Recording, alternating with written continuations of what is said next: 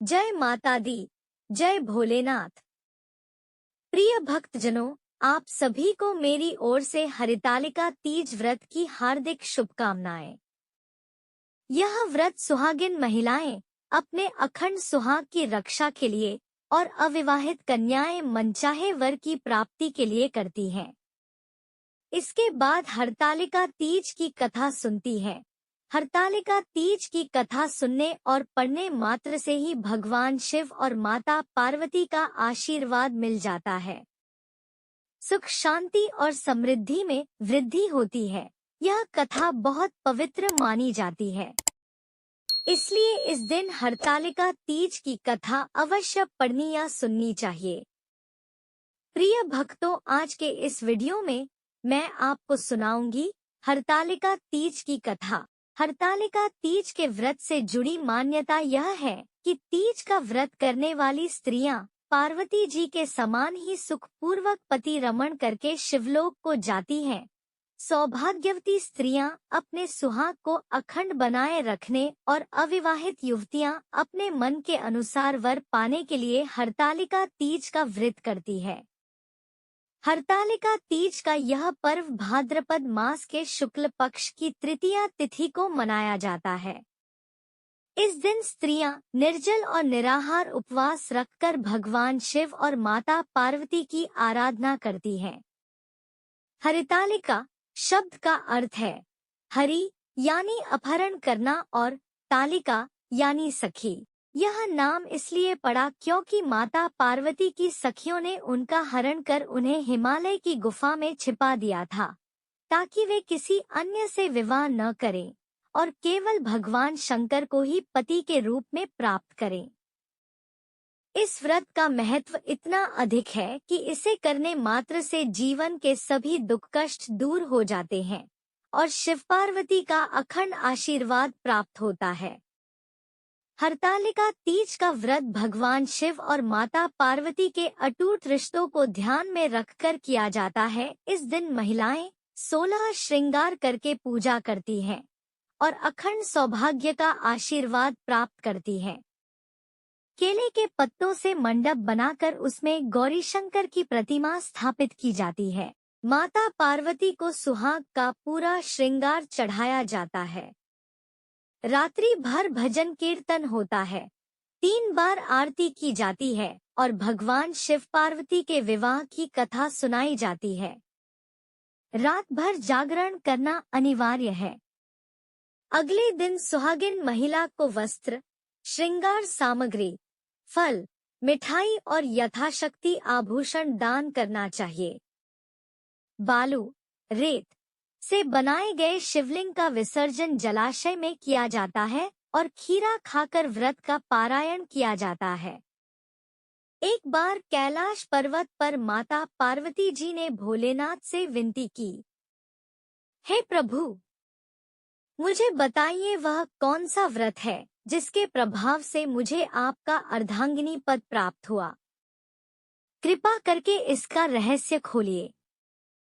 तब भगवान शंकर ने कहा, हे देवी, यह व्रत इतना महान है कि इसके प्रभाव से तुम्हें मेरा अर्धासन प्राप्त हुआ।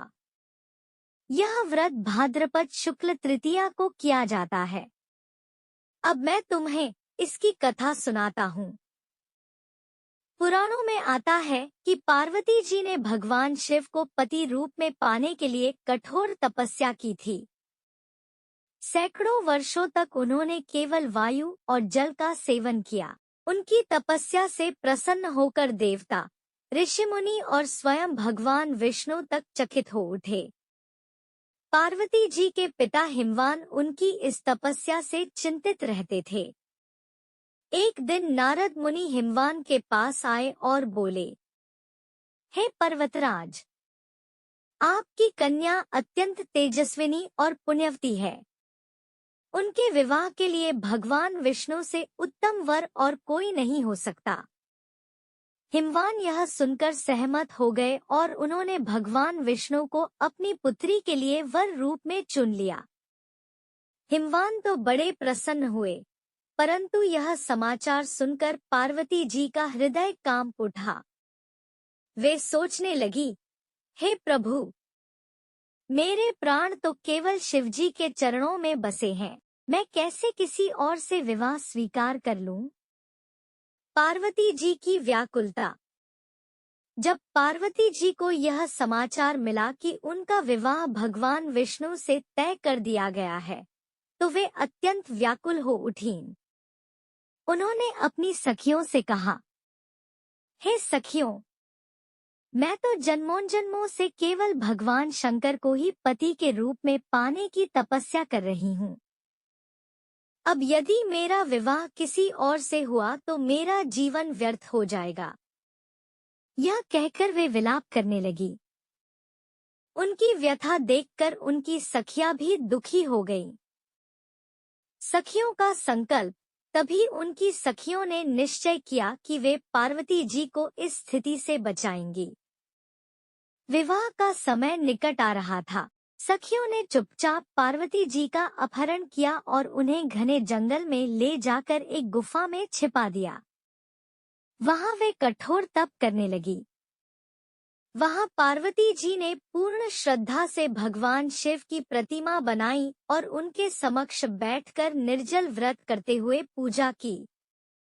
उन्होंने प्रणाम करके कहा, हे देवाधिदेव महादेव, यदि आप मेरे हृदय की पीड़ा समझते हैं, तो मुझे अपना स्वीकार करें।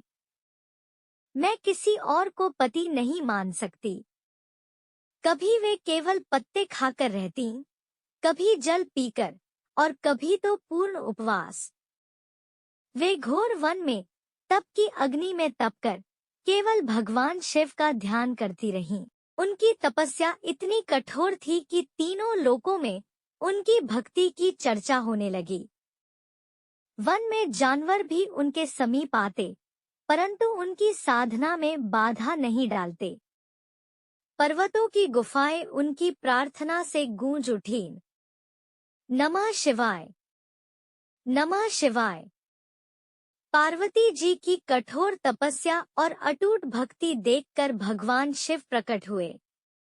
उन्होंने माता पार्वती से प्रसन्न होकर कहा, हे देवी, तुम्हारी इस तपस्या और भक्ति से मैं अत्यंत प्रसन्न हूँ। तुम्हें जो चाहिए वही होगा।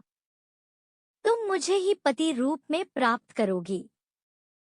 भगवान शिव ने पार्वती जी को आशीर्वाद दिया और वहीं उनका विवाह करने का वचन दिया।